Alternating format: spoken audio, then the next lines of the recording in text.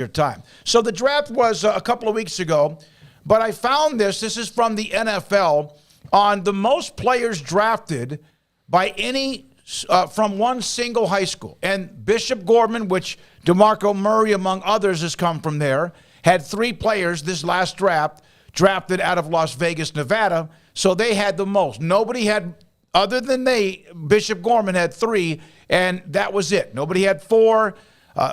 That's it. Then there were 14 teams that had 2 players, high schools, drafted, including Temple, Texas, right here in the middle of Central Texas, in a school that's in the same district of the schools that we cover, including Midway High School. So Bishop Gorman won. 14 teams, including Temple, and of course Quentin Johnston led the way. Hawkins was a part of that group too, with 14, had 2. Now, one other graphic. Most NFL players drafted per capita, and Washington, D.C., based on their population, had 2. Mississippi, 7. Nevada, 7. Georgia, 23, which is a larger number, but again, you think about it, not have Atlanta, whatever, but compared to some other states, and Louisiana. And we've discussed the bang for your buck of value in Georgia and Louisiana. And then this one, most players drafted by each state. Florida had 36. They also had 6 first-round picks. Texas, Georgia, California, and Illinois. And Illinois sometimes is forgotten when we mention Ohio or Pennsylvania as some of the fertile grounds for recruiting. Yeah, Georgia kind of has, I don't want to say it, they get kind of left out because the normal thing was Florida, Texas, California, and then you started going to Ohio and Pennsylvania sure have a lot, but Georgia lately, especially because of the population explosion around Atlanta, has really grown.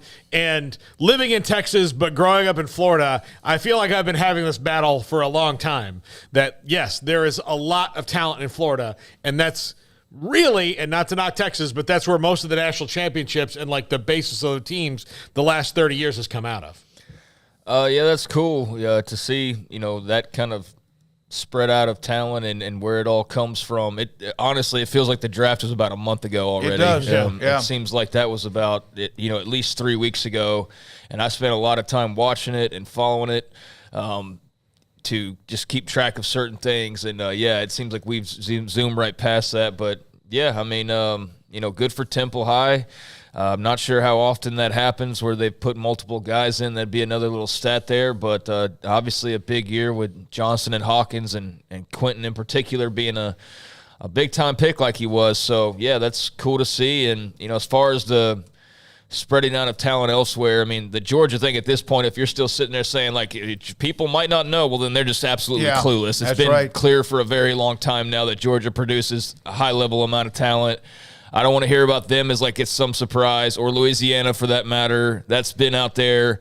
Illinois, I don't really think of them, honestly, so that's one where they're not really much on my radar. But, yeah, I think Georgia has long well established itself at this point. And Louisiana's typically the per capita one that I feel like I used to see all the time, but maybe that's just others having, picked up some of the weight or not having as good of a year as they typically had. But, yeah, it's cool to see the distribution and how all of it came together. All right, so there's that. As a